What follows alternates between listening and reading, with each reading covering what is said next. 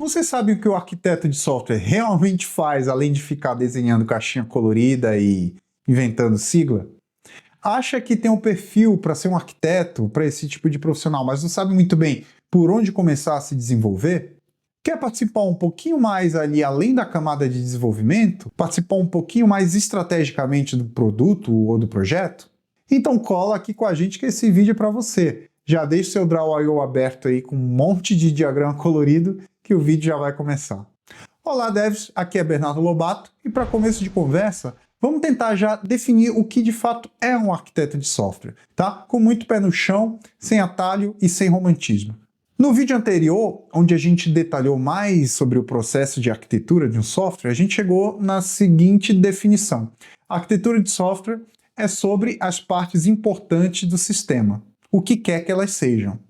Então, nesse contexto, o arquiteto ele é aquele profissional que vai entender de fato essas partes importantes do projeto, que vai entender os requisitos funcionais e não funcionais, transformar em requisitos arquiteturais e passar para o meu time de implementação, sempre voltado ali para as capacidades que o meu time de desenvolvimento tem de entrega e também para os recursos que a gente tem disponível para serem utilizados ali com a maior eficiência possível. A seguir, eu vou falar um pouquinho das responsabilidades que um arquiteto de software precisa ter para agregar ali no time de desenvolvimento. A primeira responsabilidade, talvez até a mais importante, seria a de definir a estrutura do sistema, os módulos do meu sistema, as camadas do meu sistema, como elas interagem entre si, o meu banco de dados, o meu fluxo de dados, enfim. Paralelo a isso, o arquiteto também vai ser o responsável por escolher os padrões arquiteturais que o meu projeto vai implementar. Se vai ser um monolito, se vai ser baseado em eventos, se vai ser microserviços, enfim. Nos próximos vídeos aqui dessa mesma série, a gente já vai começar a falar também sobre esses padrões arquiteturais. É ele também que vai começar a avaliar os nossos famosos requisitos de idade, disponibilidade, escalabilidade, testabilidade, manutenibilidade, e também vai passar a avaliar alguns requisitos adicionais, como segurança e performance também. Ele vai ser o perfil também que vai tomar as decisões técnicas baseadas nos trade-offs, nos famosos depende. Por exemplo, se a comunicação do meu sistema vai ser síncrona, vai ser assíncrona, se eu vou utilizar REST, se eu vou utilizar fila, tudo isso, obviamente, sempre aliado com a capacidade que o meu time de desenvolvimento tem de entregar também. Talvez não seja muito adequado, por exemplo, eu dizer que o meu sistema vai se comunicar de maneira assíncrona com filas, se o meu time não tem capacidade para entregar, nesse primeiro momento, um sistema que se comunique desse jeito. Então pode ser que eu precise providenciar algum tipo de treinamento ou dar algum tempo para o próprio time se organizar em relação a isso. Um bom arquiteto ele tem que também estar próximo do time ali no dia a dia, na tomada das grandes decisões de um projeto. Muitas vezes o arquiteto vai trabalhar junto com o time de desenvolvimento para definir ali algum tipo de padrão de projeto que vai ser utilizado em algum requisito muito importante. E aliado a isso, muitas vezes o próprio arquiteto precisa desenvolver provas de conceito. Muitas vezes está sendo estudada uma nova tecnologia, uma nova linguagem, um novo framework, e faz parte também das atribuições do arquiteto garantir que aquela linguagem, framework, ou tecnologia implemente o requisito que está sendo estudado ali, que está sendo detalhado de uma maneira eficiente. O arquiteto também vai precisar se comunicar com a área de negócio, muitas vezes se comunicar inclusive com os clientes, com os stakeholders, para garantir que o negócio esteja sendo bem traduzido ali para o meu desenho arquitetural. Dentro desse contexto, baseado nessas responsabilidades, eu separei também algumas características que um bom arquiteto precisa dominar ou desenvolver no decorrer da sua carreira para que ele exerça esse papel ali de uma maneira confiável e competente. Conforme já especificamos ali dentro das responsabilidades, faz parte do papel do arquiteto tomar as decisões arquiteturais ali dentro do projeto, muitas vezes dentro do departamento inteiro da empresa e também da empresa como um todo. Ter a voz da decisão. É ele que vai tomar essa decisão e precisa garantir que essa decisão seja implementada ali dentro do projeto, do departamento, ou enfim, do escopo que ele está inserido. É uma característica que o arquiteto precisa ter de ficar constantemente provocando aquela arquitetura que foi desenhada para ver se ela ainda continua adequada ali com a mudança de requisitos, com novos requisitos que chegaram e com as eventuais mudanças de tecnologia, atualizações de versão. Essa característica, por algumas vezes, acaba sendo um pouco negligenciada dentro de um time, principalmente quando o arquiteto participa de muitos projetos ao mesmo tempo. E o que acontece é que algumas vezes o time de desenvolvimento acaba seguindo por um caminho que já não condiz mais com aquela arquitetura inicial. Portanto, é fundamental que o arquiteto acompanhe a evolução do projeto e adeque essas evoluções ao seu desenho arquitetural e, por consequência, ao desenvolvimento, à codificação do projeto. Um arquiteto ele precisa se manter atualizado com aquilo que está acontecendo ali no mundo da tecnologia, não só na indústria como um todo, mas também dentro da sua própria empresa.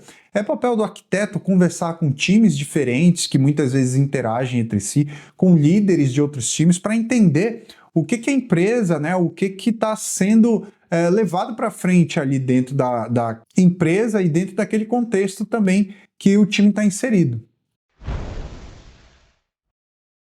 Conforme a gente já está falando aí no decorrer do vídeo, faz parte do papel do arquiteto também acompanhar o que está sendo implementado pelo time de desenvolvimento, se está batendo com aquilo que foi desenhado, com o nosso desenho arquitetural e com os princípios de design que a gente utilizou. Esse papel também pode ser exercido pelo Tech Lead, tá? Dependendo ali da configuração do time. Se você quiser um vídeo sobre a diferença entre o papel do arquiteto e o papel do Tech Lead ali, e até de um Dev Sênior, deixa um comentário aí que a gente prepara um material legal. Esse ponto pode até parecer um pouquinho polêmico aqui, tá? Mas o que eu quero dizer é que o arquiteto precisa ter tido contato com diversas tecnologias. Ora, como que ele vai tomar uma decisão arquitetural, uma decisão técnica, se ele não tem vivência naquela tecnologia ou em uma tecnologia similar àquela que ele está propondo? Muitos ambientes de desenvolvimento, até dentro da mesma empresa, tá? Até muitas vezes dentro do mesmo time, são muito heterogêneos. Alguns podem utilizar alguns recursos de nuvem, outros podem utilizar um data center mais tradicional. Então faz parte do papel do arquiteto se ambientar e se familiarizar com todos esses tipos de ambiente dentro da empresa, ou se ele trabalhar em empresas diferentes também. Nesse contexto, o arquiteto precisa saber trabalhar também na integração entre esses projetos, entre essas empresas e entre esses times ali, se for o caso, dentro da mesma empresa. Isso aqui é muito importante, tá? O arquiteto ele precisa ser um generalista.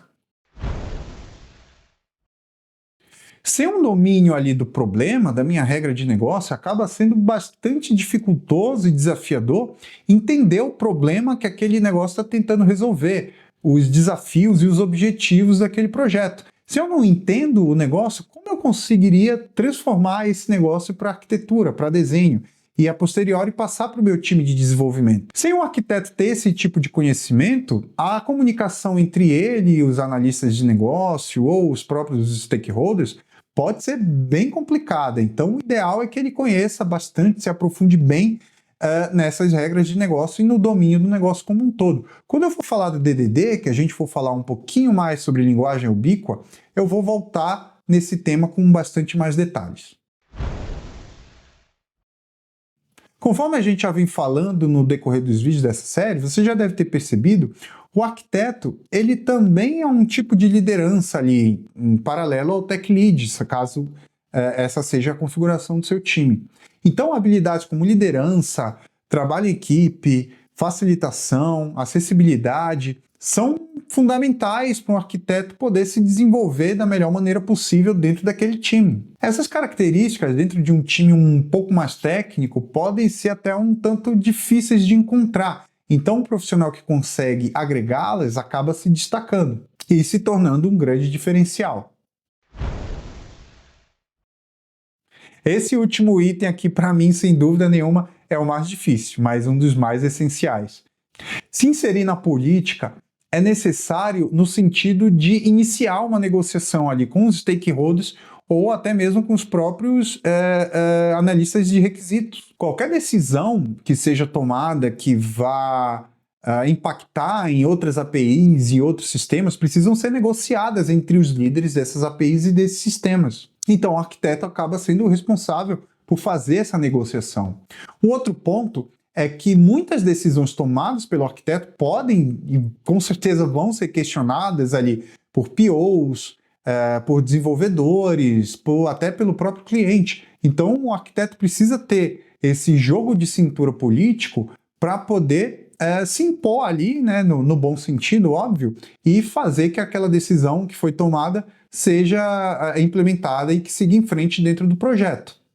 Em suma, o arquiteto é o profissional que acaba tomando as decisões estruturais mais importantes dentro do sistema. Ele atua como um guia técnico ali, que acaba traduzindo o negócio, né, que acaba guiando o negócio para dentro do técnico, para dentro das tecnologias disponíveis ali para o meu time. Obviamente, sempre levando em consideração o que o meu time consegue entregar com os recursos que ele tem disponível. Diferente de um tech lead que atua muito mais ali no dia a dia dos desenvolvedores, ou mesmo de um dev senior que tem bastante conhecimento técnico, mas muitas vezes ele não tem o conhecimento do todo ali da empresa, ou do departamento, ou mesmo do negócio, o arquiteto ele é aquele profissional que precisa ter essa visão sistêmica, ele precisa conhecer o todo. Eu acho que já ficou um pouco claro, mas para a gente formalizar, percebe-se que o arquiteto ele precisa ser aquele profissional com um amplo conhecimento técnico. Então ele precisa conhecer de linguagens de programação, banco de dados, padrões arquiteturais, arquitetura na nuvem, enfim, como a gente já falou, tudo aquilo que é importante para o projeto, não importa o que seja. Como se tornar um arquiteto de software? E aí, ficou interessado no que viu até aqui? Quer subir um degrauzinho ali do desenvolvimento e começar a participar mais das decisões técnicas e estratégicas dentro do teu projeto? Se ficou até aqui, sei que está no caminho certo. Então, eu preparei uma espécie de guia informal aqui para você começar a se inserir nesse mundo de arquitetura. Não é um roadmap, não é um passo a passo, é mais uma conversa, é mais um pontapé inicial para que você comece a se inserir dentro desse contexto. Comece se envolvendo mais nas decisões técnicas do seu time. Discuta, tire dúvidas, dê sugestões, mesmo que erradas, dê sugestões, participe. Entenda o porquê das decisões terem sido tomadas como foram. Estude padrões arquiteturais, estude requisitos não funcionais, pratique, converta os requisitos não funcionais em requisitos arquiteturais, leia livros como Arquitetura Limpa ou Arquitetura de Software, as partes difíceis, entenda os conceitos do DDD, estude DDD, estude os conceitos de DevOps, entenda sobre arquitetura evolutiva, enfim, procure materiais sobre isso. Aqui mesmo no canal a gente vai ter vídeo sobre tudo isso daí no seu devido tempo. Então deixa seu like se você está gostando desse tipo de conteúdo, se você quer se aprofundar nesses assuntos, que a gente vai chegar lá. E o último ponto, estude, estude, estude. Desconfie de materiais que falam que vão te transformar no arquiteto em 1 hora, 1 dia, 1 semana, 1 mês. Para você ter uma carreira sólida, você precisa de uma base sólida de conhecimentos. E isso, infelizmente, não vem da noite para o dia. Procure materiais de qualidade, como os livros que eu já citei. Como aqui dentro do YouTube também tem bastante material de qualidade. Aqui mesmo no canal eu vou procurar estar sempre trazendo material legal, material detalhado, material curado para a gente discutir. Mas e aí, estamos finalizando por aqui. Conta para mim, como que é aí na sua empresa? O arquiteto também trabalha dessa maneira que eu coloquei aqui? Deixa um comentário aí que eu estou bem curioso. Se esse material te ajudou de alguma forma, deixa seu like, faz sua inscrição. A gente está bem no comecinho aqui, então seu like já vai ajudar bastante a gente a continuar sempre trazendo material de qualidade aqui para o canal. Nos próximos vídeos dessa mesma série, a gente já vai começar a falar sobre padrões arquiteturais. Então a gente já vai começar a falar do monolito, microserviços, eventos. Vamos falar de documentação de arquitetura também. Enfim, vamos começar a complicar a nossa vida, tá bom? Mais uma vez agradeço a sua audiência, te espero aqui no próximo vídeo.